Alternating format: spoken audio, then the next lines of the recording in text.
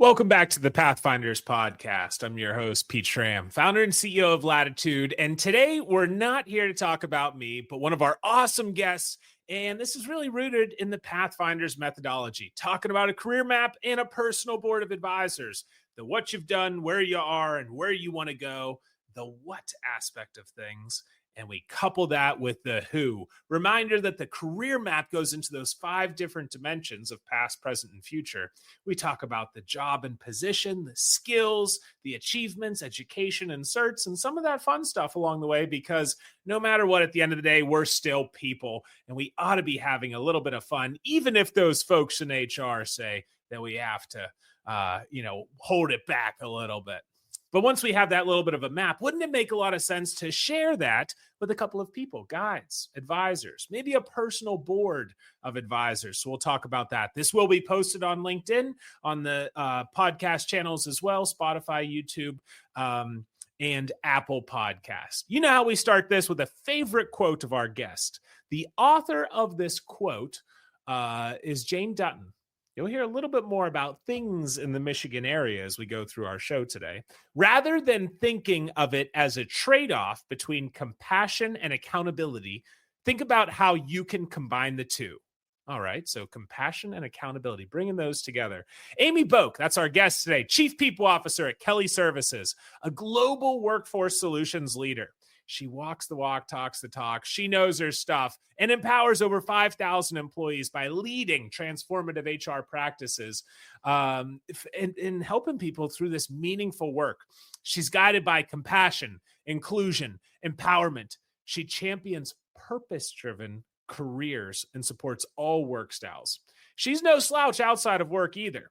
Advises Sempervirens Venture Capital, serves her community through Impact 100, Metro Detroit, and Ruth Ellis Center. Hopefully she tells us a little bit more about each of those on the show today. She holds degrees from Michigan State University, Wayne State, and now, congratulations, as an empty nester, enjoys hiking, kayaking, reading, and relaxing by a bonfire, don't we all, with a good book and a glass of red wine. I wonder if she ever deviates to white. But regardless, a very fun fact about her, this is really cool, and hopefully we can get some pictures along the way. She bungee jumped over the Great Barrier Reef. So bungee jumping, bonfire, but Barrier Reef, that's cool. Amy, how are you today? Pete, I'm wonderful. Thank you for what might be my most favorite introduction ever. So thank you for that. Well, we're glad that you're here, and we're appreciative of John for bringing us together. I guess that's another B that we could have added to this. So, hey, the first question that we ask on the show is, what'd you want to be whenever you were growing up? Was it bungee jumping aspirations as a child? Oh, growing up in the 70s and 80s, I aspired to be an astronaut. And Wow, then nice. I quickly realized I didn't know enough about physics to be able to pull that off. Okay. But I thought that was the coolest thing ever. Okay. And so at what point were you like, I don't know if physics is for me. Maybe I should, lower my sights a little bit. You were literally reaching for the stars or something extraterrestrial. I think the impact could be equivalent, but at what point along the way did you say, maybe I'll focus on something else? It's an interesting question. I don't know that I can timestamp it, but I do know that I had a 4th-5th split. So 4th grade and 5th grade, we were a split class. The school had grown too big, and we were in a portable, like outside of the building, and we were together with that same teacher for 2 years. And she, when I think about sort of that childhood mentor who just really shaped, my desire for learning, but also who really knew us, right? It was a small class, 20 kids. Two grades sort of meshed together for 2 years. And I came back to her as a young professional, and I said, hey, just so you know, this is the career I chose. She said, I should have predicted that. The way you were as a young person, always interested in helping others and ensuring that, we operated as best as we could in our little classroom. It was always important for you. And so I thought, she saw me. She saw something in me that maybe I didn't know about myself. So a little more grounded, a little more down to earth, but. Okay. And so Well, I guess that's a pivotal moment. Fourth and fifth grade, we're still trying to figure out a lot of things about ourselves. But good on you for knowing a little bit more of that direction. Then you get ready to go to school. What'd you decide to study? For me, I wasn't sure. In fact, my mom graduated high school 6 months pregnant, Mhm. and my dad was not present in our lives on a regular basis, so I didn't have a real good frame of reference of like what to study. I just knew I was going to university, and that was it. And so then it became a little bit of a collective exercise of talking to other people about what were they studying, what do they enjoy, and this space of people, sociology, psychology, employee Mhm. relations, all just started to really gel for me and get me really excited about connecting with and caring for people. But I graduated in 1990 and there weren't a lot of jobs available. So I went right to grad school and I studied labor relations. So Okay. union management negotiations, contract negotiations, all of that part of the world. And then that's how I made my way into the world of people at work, was doing, labor relations with UAW plants for about 10 years.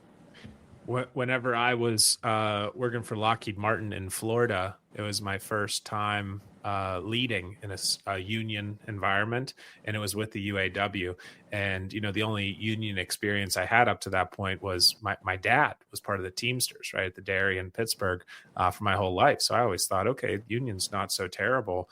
And I'm curious if you can just share with the listeners a little bit about that experience and what it helped you understand and learn, because I think it's something, especially inside of HR, to figure out if it's for you or not, but you at least have to know about it. So a couple of the takeaways from that bit of experience. Yeah, absolutely, Pete. There's some standout moments. When I first started doing it, it was a sheet metal stamping plant on the east side of Detroit, and I was the first woman in the job. I was the first person to not carry a gun in the job. And so what it taught me initially was how to armor up, Okay. and how to set myself up and behave in a way that I had to be tougher than perhaps my middle class suburban upbringing sort of prepared me for. But along the way, it taught me about relationships, and it taught Yep. me about mutual gains, and it taught me about connecting and transparency. And then you realized in the best relationships that I had with the UAW, we were all serving a role. We all had a part to play. And, when we did it well, we rehearsed it, we practiced ahead of time, and we had really great relationships. And I think it really comes down to the ability to partner Yep. and be in good relationship with each other. And so I've done it. I did it, in a number of different environments, and both for a utility as well as for, an automotive companies. And I think it does come down to relationships. I think that's something that we can take with us in any role, whether we're managing people, not managing people, in HR, have no letters of HR in our title or function or organization at all. But people are people at the end of the day, and they like to be heard, respected, invited, included. And so we can take so much from that. One of the other things we like to ask, Amy, is around the transition from job one, organization one, to the next organization, right? Leaving that role, that first place that you were out of school that meant so much, that big stepping stone. One, how'd you know it was okay time to leave? And then two, how'd you find out about that other opportunity? Can I pick a different, not job one, but maybe job 3 to 4? Because I think that's allowed. Fine, we'll allow it. My gosh. Because okay. 1 to 2 was I was getting married, and we put resumes in each other's hometowns, and like that was pretty boring.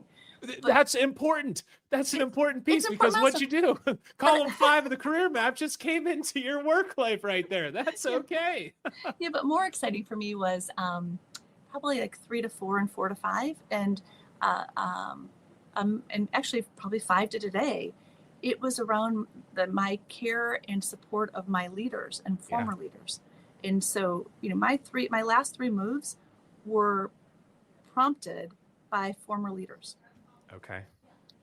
2 of them, had left the company and gone, and then encouraged me to follow them.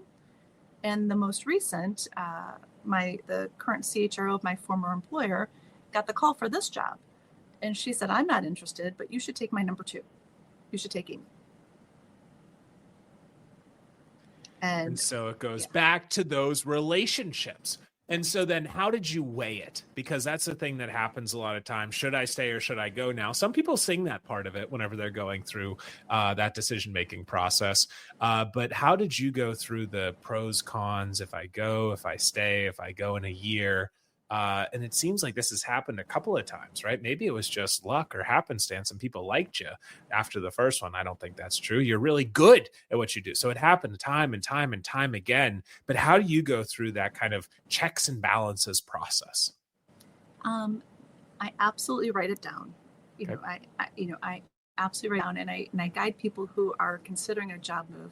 Be really clear about what you're running towards, and be clear that you're not running away. Mm-hmm. And so for me, I would caution people who are in a difficult work environment to be mindful that they're not running from something, because then you can make bad decisions. But when you're running towards something, a new skill, a new industry, a new fill in the blank, then you have a level of intentionality and connection. And for me, when I think about the work you do, Pete, and I think about the way in which I try to guide as a mentor, is intention is really important. Yep. And the other thing is, I before I knew what the term was, I absolutely had, and I continue to have, a personal board of advisors. Yeah, there we go. Let's talk about it. So at what point in time did you get that first non-family member that was kind of guiding you, supporting you, maybe saying, hey, don't do some of this, maybe think about some of that. Here's my perspective. Where'd you find that person and how'd they help you? So I think my first was probably grad school, and, working with a professor who was helping me navigate getting into the workforce. I actually found the letter from him. He was actually a former UAW executive called Irv Bluestone, and I just found his letter to me in 1992 because he was helping me navigate sort of getting into the first employment setting. So he was first. But then I do think the relationships that you have with the people that you support, or the leaders that you work for, are really powerful connections. Your teammates, former teammates. It's no accident, Pete. Having led recruiting functions for many years, it's no accident that 33% of all roles are filled by referral. I didn't know that was the statistic. Interesting. Okay. Yeah. Well, those are my statistics from 10 or 15 years of doing it and paying attention to where the source codes are. Mm-hmm. And referrals are good and bad. We need a whole podcast to talk about that. But actually, hold on for 1 second. Do you have a book on that? I don't have a book on that. But I have a stuffed animal for that, and I have a stress ball for that, and I got t-shirts and stickers. One of my mentors and somebody on my personal board is Mike, who started a company called Aaron. They're all about employee referrals. Sure, is that a little bit of a sales pitch and a plug for Aaron? Yeah, it is. Go check them out if you want to. But I've learned a lot about the employee referral piece. And whenever we can add a little bit of structure and process to it, gosh, it is remarkable what happened. Yes, their mascot is a sloth, and there's a whole other story about that. So more podcasts coming soon on the referrals and those details around it. I don't know if we'll do a whole podcast on sloths, but maybe we will as well. Who knows? There's a whole sloth community that'd be right there for it. You might want to give it a second consideration. Okay, so what did you talk about with some of these individuals, and how frequently did you connect with them? Early on, I wasn't as intentional as I should have been. Okay. One of my guideposts today, and one of in the way in which I live my life, and the way in which I wish others did as well, is nurture relationships before you need something. Mm-hmm.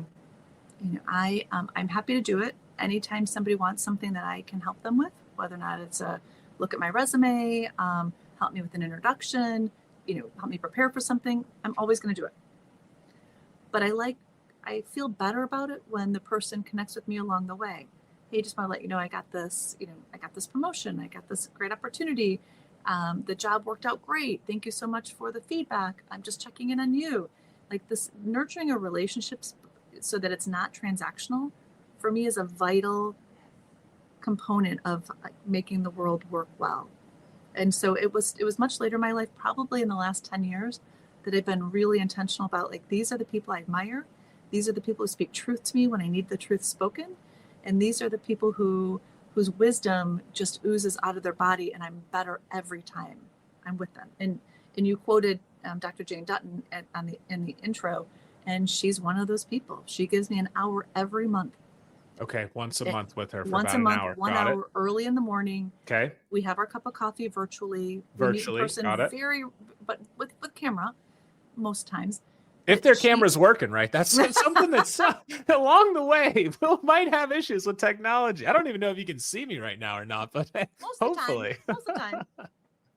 Okay, so we're doing that. How early in the morning? Same time zone? Same time zone. So, we're 7:30 in the morning. Okay, got it. And we're do you do anything to prepare for those interactions? Sometimes yes, sometimes no.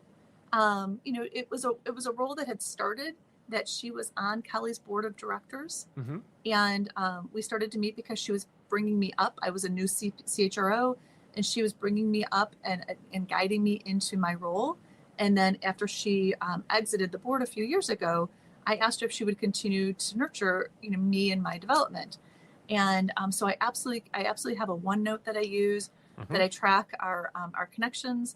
I keep a list of things that I want to share with her, a list of questions that I want to explore with her. Good.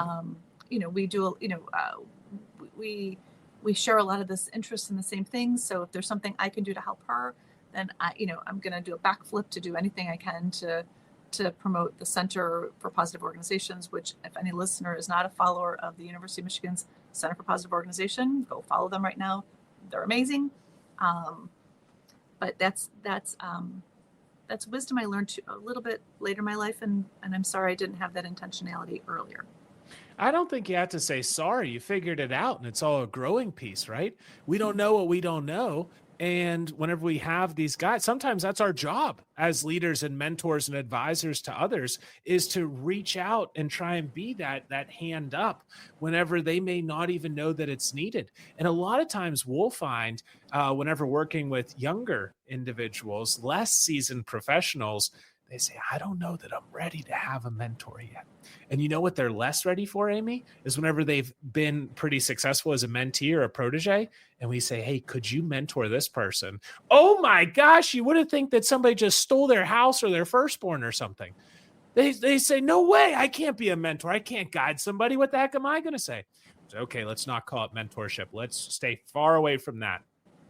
Would you be okay just having a couple of conversations with this person to talk to them about your experiences and listen to them a little bit and maybe say, hey, what to do, what not to do, and a couple of things to think about? And they're like, yeah, I can do that. I'm like, good. We will not call this mentorship. We will not call this coaching. We will not call this advising or anything like that. Just talking to them. Maybe do it like once a month for an hour in the morning and, virtual coffee. But we will not call this mentorship. That's for darn sure. Can you tell us a little bit more about Jane Dutton? She was one of the characters in that Yellowstone show, right? Is that true? Or Absolutely not. She is a professor emeriti at University of Michigan's Ross School of Business. Uh-huh. She is one of the co-founders of the Center for Positive Organizations. Mm-hmm. She's a former board member of Kelly's board of directors, so Kelly Services board of directors. Mm-hmm. And she is deeply researched and an expert in compassion and compassionate work. And she, in fact, our CEO, before I started at Kelly, actually sent me her book to my house. And I thought, what a wonderful symbolic gesture for him to make sure he knew what he was expecting me and how he was expecting me to effectuate my role based on that gift. That is pretty cool. Have you been able to meet Jane in person? She was on the board, yeah. Okay, I didn't know. Hey, sometimes not all board interactions are created equal, but that's pretty cool. She's Ann Arbor's about a 45-minute drive from our corporate headquarters, and so she would come in person or virtual. But yes, I've had the chance to be with her in person, and she will have forgotten more than I will ever know. That's powerful. Amy, I'd like to switch a little. We'll get back to what Kelly Services does, but need to make sure we give a little bit of a shout out there. But let's talk about the career map side of things. So at what point did you start to, maybe it was in your mind, maybe it was on paper, but you said, hey, I kind of want to go here and then there and there. And, maybe you shared it with some of these great mentors and guides and leaders you had. But at what point did you do some kind of planning like this? All right. So she's an expert on this, and we're just going to talk about the next topic. Here's the thing, Pete, this is the cobbler's kids with no shoes. I have guided countless people into career mapping. Yeah. Like laying out a multi-year plan, laying out the skills that you want to build, laying out the capabilities, laying out the people you want to work for, laying out what you want to look like in 10 years. I do it all the time. Mm-hmm. I do it all the time.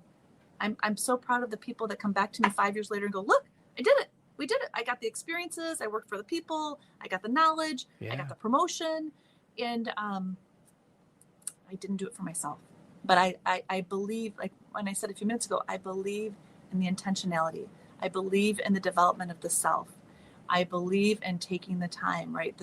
Taking the time and, sort of making that appointment for yourself. It's vital work. It's essential work. So we talked a little bit about that before the show got started on the opportunity to reflect, right? The world's, moving really quickly. And I will sometimes give the analogy of our careers as climbing a mountain, right? I'm always aspiring to get into better shape. So whatever this mountain is, right? Hypothetically, it's really steep, and we get tired along the way for the purposes of the analogy. And so what do we do whenever we get tired? We have to catch our breath. We have to stop. And what's something that's really special to do is to turn around and look at how far we've come, right? And look at those achievements and accomplishments. I know this is something that people don't do enough, but you have some thoughts and some suggestions and ideas. And I think just a reminder from somebody that is in your position, in your role, sees that you're staffing people all over the world. You see what's not working. So what are some things that we need to think about in this lens and arena, Amy? It's something that I highly encourage people, given all of what's going on in the world and sort of the inability at times to find the good or to see the good, to have the touchstone of a record, whether or not you use a OneNote, you've got an email folder, you handwrite it down, to have a catalog and a log of your accomplishments and being willing to take the time. Back to Jane, one of Jane's students is Adam Grant, and they did research. We talk a lot about counting your blessings and sort of having a gratitude journal, but they also say that for motivation, it's really important to also count your contributions and to take a moment, right? We've got to slow down the hustle culture and sort of slow down long enough to say, I made an outsized contribution here, record it, start to see the themes of them, see the patterns of them, start to look around and look at people you admire or roles that you admire and skills that you admire. How did they get there? To your comment about mentoring might feel like too big of a stretch. In my prior life, we had an always-on mentor tool that allowed people to find a mentor at any time. Mm-hmm. We had it rigged to try to help the person sort of not go too high up in the organization for somebody who wouldn't be a good mentor. Mm-hmm. But what we learned is that people use it a lot less frequently for formal mentoring and often for those career conversations, the career networking, and people very generously are happy to talk about the steps they took, the lessons they learned, the skills they built, the experiences they had. I believe strongly that you've got to crush your day job and you got to side hustle, and you've got to do your job really, really well, and then you've got to find ways to stretch out of your day job once you're good and settled, like not the first 60 days, not the first 6 months, first year, but then you use that 20%, like that the core job is the 70%, but then you use your 20% to go build new skills, to learn new experiences, to stretch outside. I've gotten some great new jobs because of that 20%, where I've just side hustled for somebody where I expected nothing in return. And then I got a call 6 months later that said, hey, I'm getting ready to post a job you should consider applying for. So you're talking about like internal stretch assignments and a little bit of a job rotation expansion within the organization, dipping your toes in other waters, not a side hustle like I'm going to go have a water bottle company while I'm still running HR inside of this organization. Yes, side hustling within your company, right? Yeah. So if you are a really good project planner, but you don't have any experience as a leader, join your employee resource groups. Join a team that says like, listen, I'd like experience leading it. I'll be the project planner for these events, but I want to lead the event. And so this idea of like, stretching into spaces, right? Some companies have like a job board where if they just need somebody to do a special skill, like put yourself out there, be generous. Like I believe so much of in the world, if we're generous with what we have and we give it away. So give away your skills, help others, it comes back to you in new opportunities, expanded roles. That generosity, I think, just not to the point of sort of servitude, but it can make and give you such tremendous networks, as well as all the boosts of dopamine and all the goodness in your brain. But it helps to create all these other networks and opportunities. On that vein of giving back and doing more and doing good, let's talk about some of the stuff outside of work. Not necessarily the kayaking and the bonfires, which I still am a fan of. But talk about, Sempervirens, right? We continue to cross paths with that group. Big fans. And after we finish up the call today, we're going to have to do a couple of name droppings and connections over there to make sure great people are connected. But that's some of the work locally. Talk to us, one, how you have time for that kind of stuff, but then two, what give them a little bit of a shout out, educate us. Absolutely. And I'd love to ladder back to your remarks about the reflection. So Impact 100 is a global model. It's a collective giving concept where women each put $1,000 in annually, and then we pool our money and we tell the nonprofits in our community, the heroes, we have these, fill in the blank, $250,000. We're issuing $100,000 grants. Write us a grant. Tell us what you do with it. So powerful. Really powerful work, right? In my life, I will never be Melinda Gates. I'm sorry to say it, but it's true. However, on the days when we give out those $100,000 grants, I feel like Melinda Gates. I'm a philanthropist, right? And so this idea of like making a transformational difference in the lives of these heroes, these small nonprofits who are making and doing good work, incredibly powerful. And we're celebrating our 10-year anniversary. So you asked me, like you talked about this idea of looking back and reflecting and taking the time. If I'm honest with you, when I was one of the 3 founders, did my turn as a board chair, came off the board a few years ago, and if you asked me privately how I felt, I would have told you I was disappointed. I was disappointed that we didn't achieve all that we set out to accomplish during my tenure and didn't grow to the level I would have wanted us to grow. True story. They asked me to speak at the 10-year anniversary breakfast thing a few weeks ago, and I put my remarks together. I did the history lessons. I reflected on the grants that were issued, and my heart grew 3 sizes. I went from the Grinch I was going to say, are you referencing the Grinch here? Yeah, of course. And what a difference it changed my mindset. Yeah.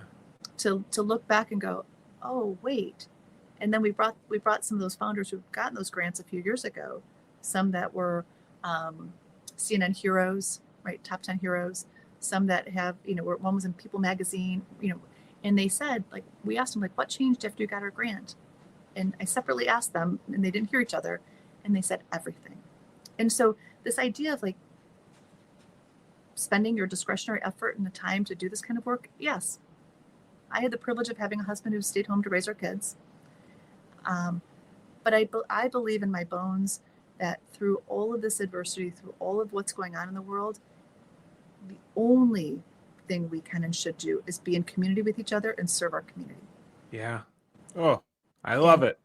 And so I do that there. I do it with a Christmas store every year, where we tallied up over the last 18 years. We've given 10,000 kids Christmas, where the parent gets to choose. And I do deliveries to our vulnerable seniors. We do food deliveries. Like, we have to, right? Like, it just grounds you. It makes you confident in like the goodness that you have and the blessings in your life. And so for me, it's not an option. It's the only way.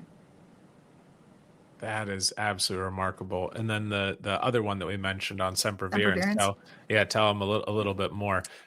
Similar, kind of sort of helping people. No, it's a whole different sphere, Pete. Like, let's also be clear that I represent maybe the only Midwest sort of enterprise CHRO like in that space, right? There's a lot of startup energy coming out of San Fran and New York City. But I believe we all, no matter our age, have to keep pushing our neural pathways to make sure we're learning and growing. Yeah. And so you talk about being a good mentor, and I also believe very much in reverse mentoring. Yeah. And so for me to be able to spend time with Sempervirens as a venture capital fund, they do work with HR tech and benefits. And it is such an incredible, eye-opening experience to be in spaces with these unbelievably brilliant founders like yourself, who are doing sort of just crazy good in the world and like solving a problem using technology as a way to eradicate, fill in the blank, whether or not it's issues with maternal health or whether or not it's virtual physical therapy. There's such incredible solutions, AI coaching, fill in the blank. And it's important for me that I stay up to speed and aware of what's happening. And in return, I'm giving them connections and insights around how might those tools and products work within an enterprise company like Kelly. Mm-hmm. So let's get into that piece. Inside an organization like Kelly, inside of some of these other organizations that you've been part of, we talked about a career map. We talked about a personal board of advisors. You have helped a lot of people with career maps, and mentors have helped you in so many different capacities. Going up to the org level, where's the value to an organization whenever our employees have a career map, they get feedback on it, they have a couple of mentors? What do you see there? The first thing I would say is we significantly reduce unwanted turnover. When we have the ability to inspire our teammates to see a full career at their current employer, and we give them the tools, I believe in my bones that employees need to own their own careers, and their managers need to serve as their coaches. That long gone is the day, and I've worked in organizations where it was true. Like, you get tapped on the shoulder and say, "Dear Amy, go home, tell your family you're moving to St. Louis." And then, yes, sir, let me go home and pack. Like that, those days are long gone. People have agency and control and autonomy over what they want to do, but it's incumbent on the organization to have the ethos and the tools, both in terms of the leader capability to be able to be generous with their time and energy, their network, sort of being a good developer of talent, right? To recognize the leaders who are really good at developing up people who become future other groups. But then also then to have the organization growing in a way that allows people to do that. So for me, the unwanted turnover is probably the highest and best.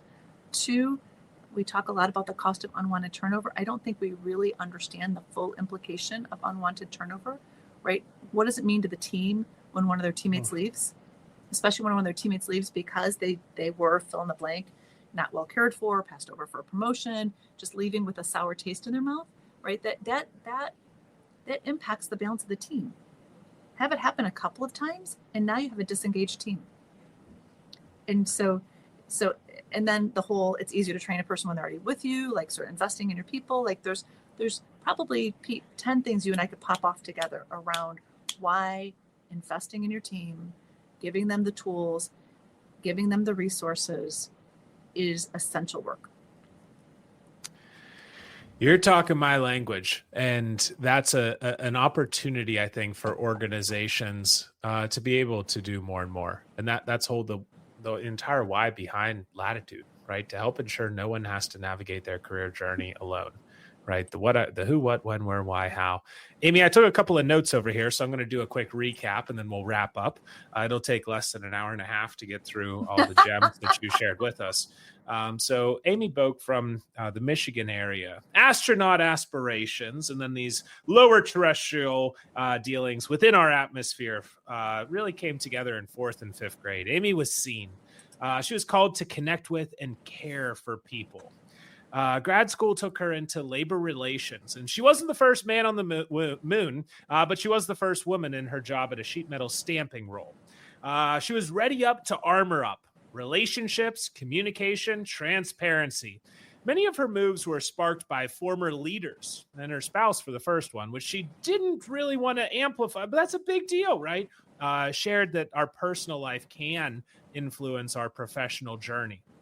Decision-making emphasized on running towards, not just away, as we are talking about some of those tips in the job transition piece. Intention is important.